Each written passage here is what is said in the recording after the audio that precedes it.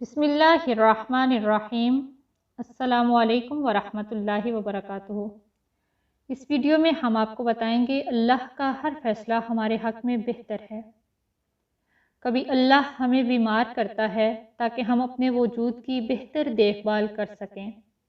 कभी अल्लाह हमें दुख और तकलीफ़ देता है ताकि हम मजबूत बन जाएं।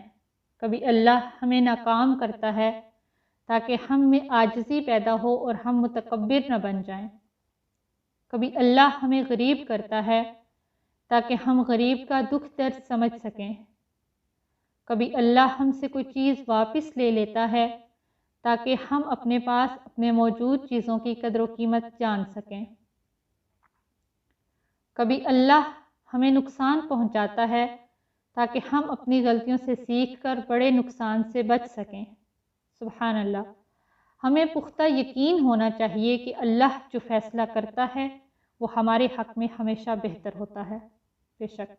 वीडियो को लाइक कीजिए, शेयर कीजिए और चैनल को ज़रूर सब्सक्राइब कीजिए। जज़ाकल्लाहु खैरा।